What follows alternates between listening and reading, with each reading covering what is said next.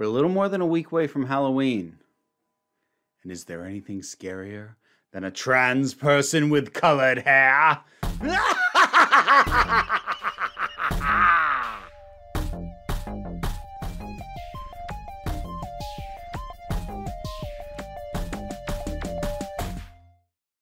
Yeah, okay. Got that out of my system.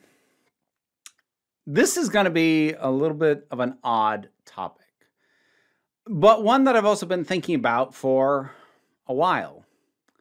Now, as I get into this, I'm going to be citing as few specific examples of channels as I think I can get away with, because this is not intended to be a takedown piece. This is meant to be broad and overarching, and I have no desire to get into direct confrontation with anybody. It's exhausting, and it's also boring. But sometimes I do think about the anti-woke crowd. I actually don't often refer to them as the anti-woke crowd. I tend to refer to them as outrage merchants. Although, to be fair, outrage merchants aren't necessarily strictly the anti-woke, but there is an awful lot of bleed over. For my purposes, an outrage merchant is someone whose bread and butter is anger. What they sell, what they project, what they get attention for is for being angry. And the simple truth is, this is a pretty effective strategy for building a platform, especially on some place like YouTube. There is no shortage of angry content because anger fuels engagement, whether you agree with it or not.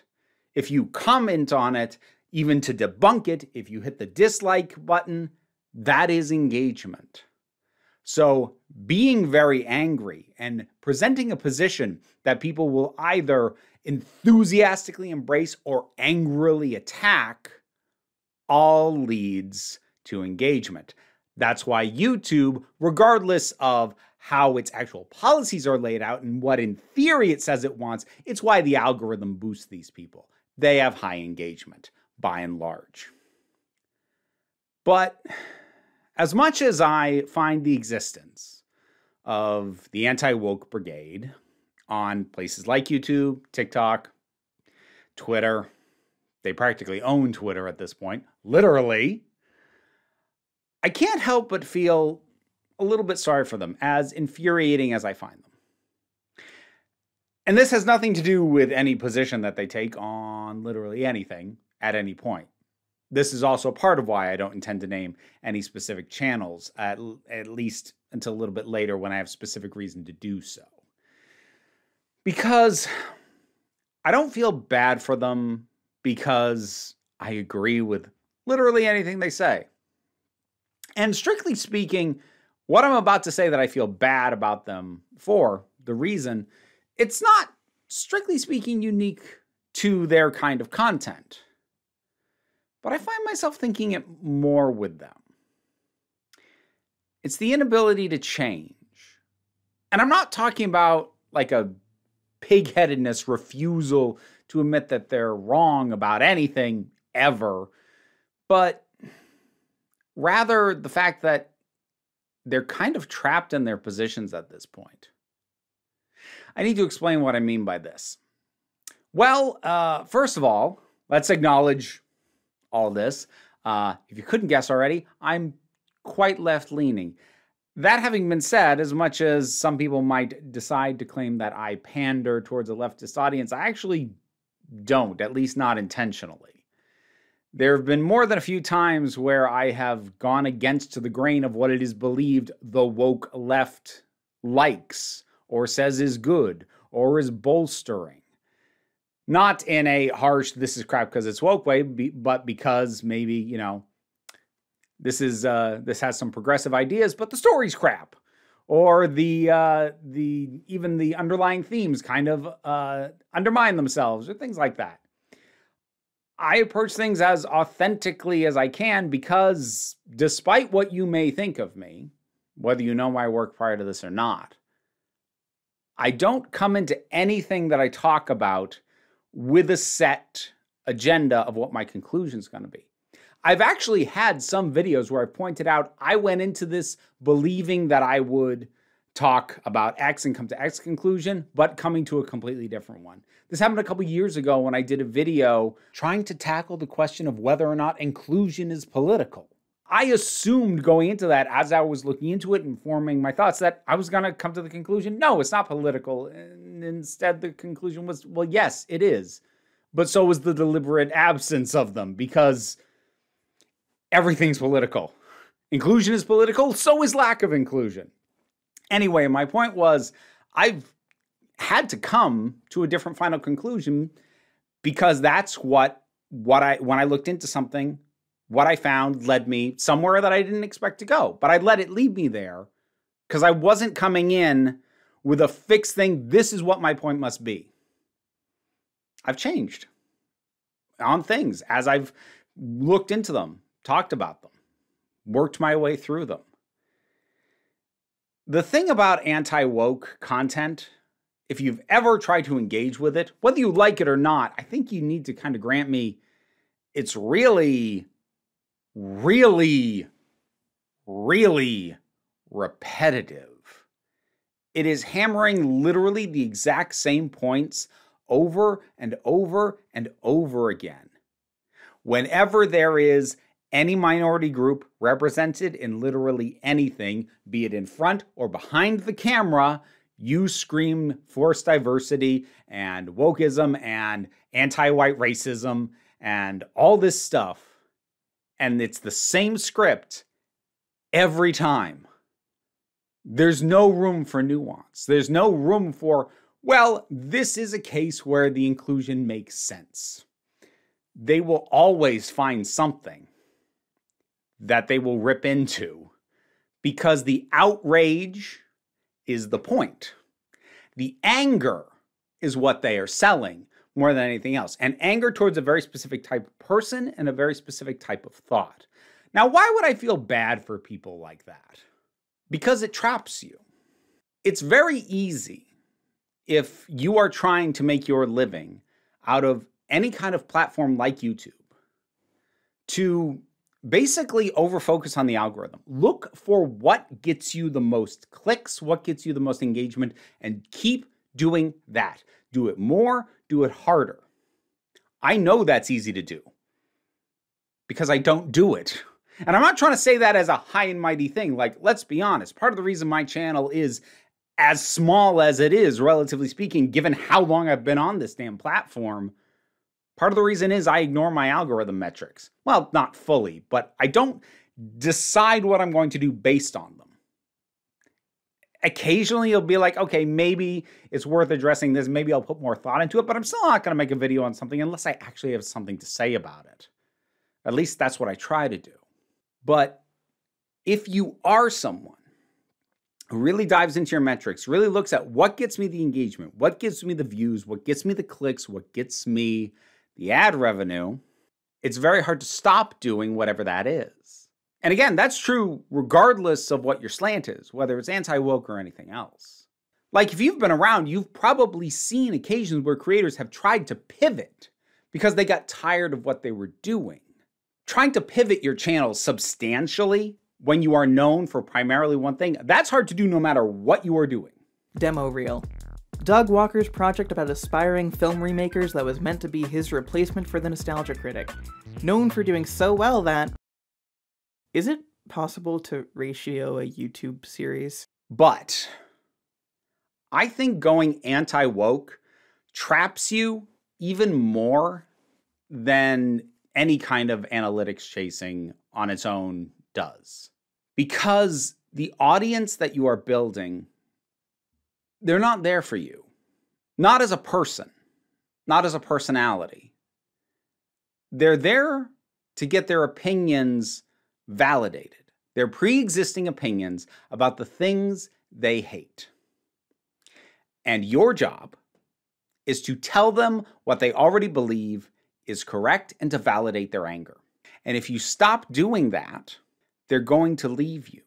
Now, I'm very fortunate for how long I've been doing this and how varied my topics can actually be.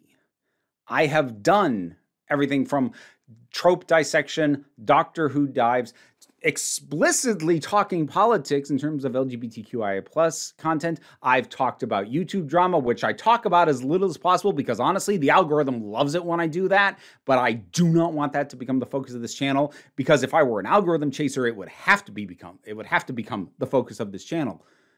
But people tend to stick around, I like to think, because they like me as a presenter. And they don't always necessarily know what I'm going to say. Whereas people who don't actually watch me, they assume they know what I say. And I actually have the evidence of that on the rare occasions that they do in fact talk about me. Now, I don't want to, again, I'm not trying to fuel drama or anything. These anti-woke types, they don't talk about me much. I'm not big enough to be worth talking about. Even within the Doctor Who YouTube community, I'm like a medium to medium large fish in that pond, but that's a small pond. So, but I've seen it happen where people ripping into me, this happened on Twitter, but they ripped into me, and they were actually ripping into me for something completely unrelated to my Doctor Who opinions. And then somebody decided to point out, well, you know what the worst thing is? The worst thing is that she likes Jodie Whittaker. They misgendered me, of course, but I'm not going to do them the benefit of doing that. But here's the thing. You watch my content, my Doctor Who stuff? No, I don't. Last time I did my Doctor Who rankings, I ranked 15 doctors. She was number 13. And that's not to knock Jodie Whittaker. If you like her, that's great. She just didn't connect with me. It didn't work. But the point is, they saw me looking like this. And the fact that I would cosplay as her when I would talk about her era, which is something I do for most of the Doctor Who stuff I do, I will cosplay in some fashion. At the very least, I tend to put on the Fourth Doctor scarf. But they took those two facts and went, oh, they love Jodie Whittaker. Because that's their assumption. Because there's no room for nuance. Whereas my actual audience, who watches me, they understand the nuance. They understand that I can take a general dislike to the state of the writing of something like the Chris Chibnall era of Doctor Who, but also find the good and do my best to explain why I don't like what I don't like. Honestly, my favorite comments to get aren't just people saying, yes, I agree with what you said. My favorite comments to get are actually when people say something along the lines of, you know, I'm not entirely sure I agree, but you did a really good job explaining why you feel the way you do. I love getting comments like that. And I get them semi-regularly. And I love getting them because to me, for my perception of what I'm doing, what I want my job to be, my job is to not just shout out an opinion and hope that people agree with me.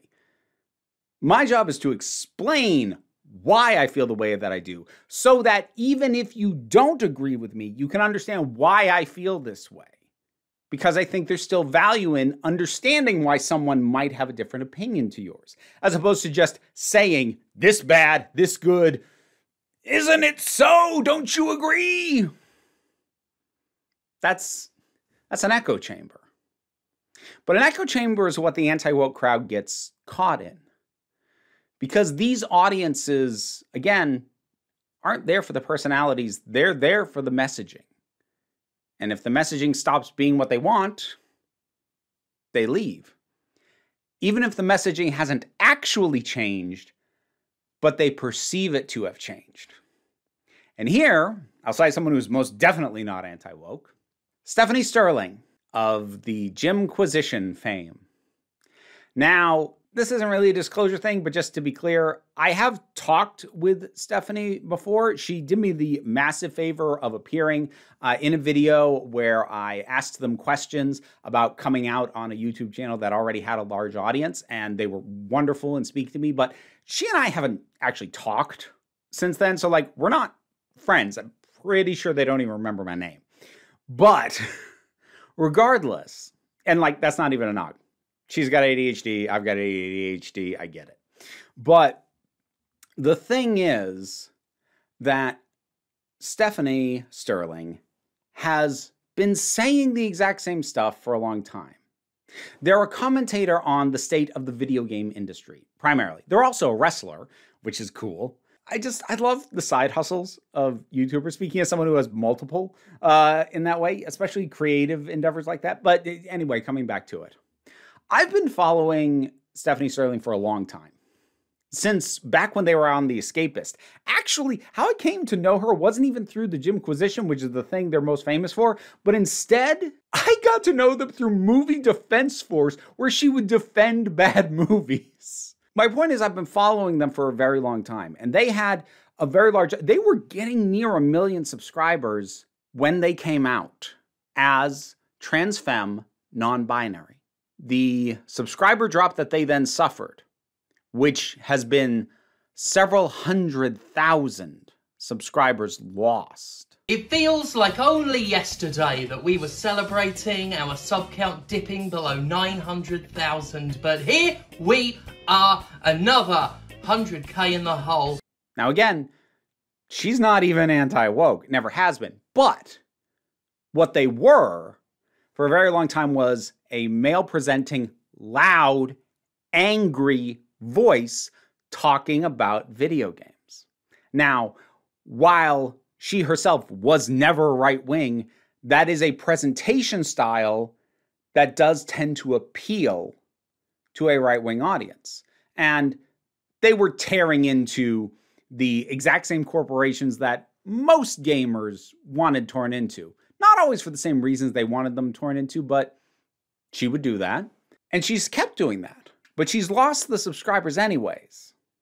Her messaging has not changed. So why did everyone abandon them? Well, not everyone, but why did such a big chunk of their audience abandon them? Well, the gamers TM are a little bit notorious for being susceptible to right-wing thoughts, talking points, ideologies. Once she came out, the perception of them, no longer just presenting as a man, because they aren't, well, suddenly everyone started to claim, well, she's ruder, she's more crass. They're just not the same. They've changed. I mean, yeah, they're happier, but their messaging hasn't. The content hasn't substantially changed. Even the presentation in terms of what they say and the way they say it has not really changed. Last generation, the company's console ports were utterly woeful. Embarrassingly broken endeavours that could very well have been cause for a product recall, given how completely rubbish they were. Besides which, when most of these games let you waste enough skill points to make your carrying capacity unrealistic, this fallacious bullshit doesn't have a leg to stand on. But they still lost several 100,000 subscribers because the audience that she had built, not intended to be an anti-woke audience, but was made out of gamers who tend to lean that way. And we kind of get to the realization that they'd been listening to her only for as long as they matched what that audience wanted them to be. They lost that audience, and they didn't even change their messaging.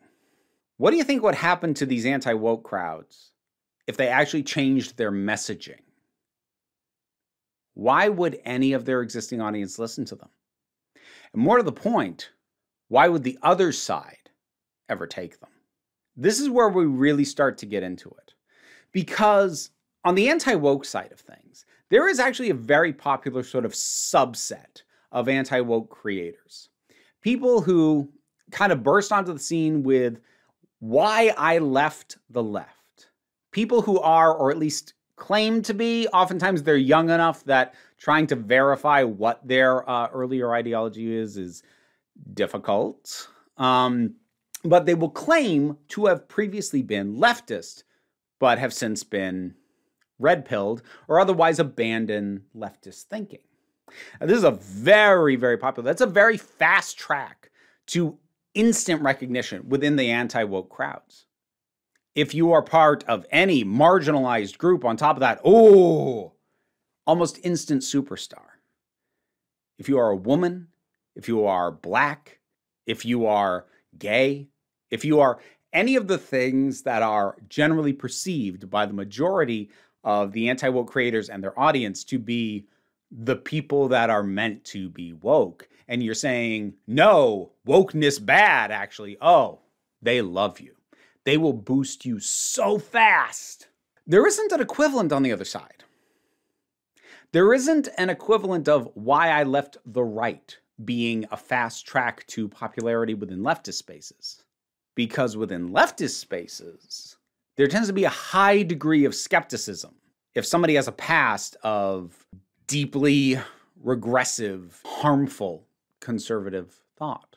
Bringing someone who's a bit of a Nazi but working on it into diverse communities is questionable. If that's your history, the left's going to be actually really cautious about embracing you. And some of them probably never will. Whereas the right, the further left you used to be, the better. The more extreme the turnaround, fantastic. So you can take a harsh turn one way, but not the other.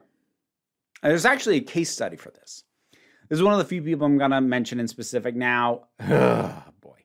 If you're not familiar with Kelly Cadigan, I stopped following what was going on with her some months back. So if there are more recent twists and turns in all of this that I am unaware of, don't tell me. For my purposes and why I'm bringing all this up, it doesn't really matter. The section of her story that is illustrative of the point I'm making, I am aware of, and I don't need to know what's been going on with her since.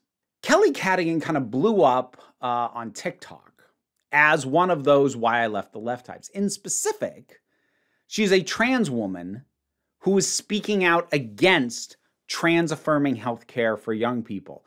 To be even more accurate, she was a trans woman who received, benefited from, and said very flatly it was good for her that she received trans-affirming healthcare at a young age and was saying young people should not get trans-affirming healthcare. You can guess why this would make her a big deal to the right. Not just because of how far outside of what you would expect a trans woman to believe she was stepping, but unlike somebody like, say, Caitlyn Jenner, who was also very right-wing, she's young. Young people, they skew woke. So she's young, she's trans, and she says trans ideology is horrible and awful and should be stopped. Oh, and part of the reason that people like her have such a meteoric rise on the right is because when they open their mouth, they have a tendency to piss off leftists. And there are few things the anti-woke loves more than pissing off leftists. And they might like money a little more than that, but that's probably the only thing. They really love it when we get angry. So anyone who pisses us off, oh, they're going to boost the hell out of them. She got a big boost at first, and she seemed to be happy to ride that wave to notoriety, to fame, to recognition. And then something interesting happened. She started complaining about how the conservatives who had embraced her were misgendering her. It frustrates me that some of you want to claim you respect me and who I am, but you go out of your way to call me something that you know is going to hurt me. Chalk that up to the classic notion of, well, you know, yes, I supported the face-eating leopards party, but I didn't think they were going to eat my face. Why would any trans person think that because they are towing the line of anti-trans talking points that they would somehow have their pronouns respected? Why she thought that actually doesn't really matter. But this then led to the thing that really makes the point for me, where I'm getting at. She put out some things claiming that the entire pivot to the right was an act. I've done too much damage to the community to be upset about that. People have a right to be upset with me. It was all about getting attention. Because saying the things that she did, well, starting to say things in that direction got her some attention. And when she went hard and leaned into it, she got a lot of attention. And so she said it more, for more attention. You know, maybe it was because I wanted attention online or, you know, more traction to my other spicy socials. But I really kind of just feel like another big piece of it was just wanting to be a part of the quote unquote cool kids, you know. Now, how sincere that was is very open to question, because last time I checked in, I think she was trying to claim that was trolling and that was the lie. Regardless, she's revealed herself to be somebody who just says whatever to get a reaction. Whether it was saying the right-wing stuff to get the reaction or saying that actually I said the right-wing stuff to get a reaction, Some part of this had to be said for no reason other than to get a reaction. Whichever it was, doesn't matter. But the thing is, I think she did lean into it because she did get a lot of attention very quickly. But then she couldn't back out. If that was a genuine pivot, and I tend to believe that it was, she learned that she can't immediately grab the attention of that side the way she could the right. She tried to back out and she couldn't. Or she lied to get the attention and troll us by proving that we were skeptical of her. Because I don't know anyone who bought that wholesale. Even though I tend to believe it's the case, like everyone was still like, okay, prove it with time that you're actually going to get better. And she didn't. So the reason why how truthful it is doesn't matter is that it is still illustrative of the point that the left didn't embrace her. She couldn't just go running to the other side. The audience she'd built, the people who had given her attention, they were on the right, and they didn't care about her unless she was saying what they wanted to hear. Now, could you make the argument they were faster to abandon her than maybe a lot of the anti-woke crowd, which is made up mostly of white men my age? Yeah, that's probably a factor. But the thing is, I have it on pretty good authority of at least a few of these people who don't believe what they say. Like they believe some of this stuff is, is forced diversity and being done for virtue signaling or whatever, which is an odd phrase that they try and throw at us when literally their entire platform is built on signaling the virtue of being anti-woke. But anyways, that, they believe some of it, but they have to say it about everything. And they don't actually believe that. Now, how many of them don't actually believe it? And for the purposes of the damage that this kind of stuff does, it doesn't matter if they believe it. Kurt Vonnegut said, "You are what you pretend to be." And I do think that's true to a certain extent. But my point is, I think there are some of these people, if they thought it wouldn't cost them their livelihood, I think some of them just out of exhaustion might soften. Just a little. But they feel they can't. They have embraced and gathered around them a radicalized, far-right, angry audience. And that kind of audience is very easy to get mad at you. You've primed them to get mad at anything that goes against how they think the world should be. So the instant you step out of line, it's you that they're going to be mad at. The ape influencers find themselves more and more in the same dilemma as conservative YouTubers who nurtured fascist audiences. They need to play to the crowd or risk being turned on.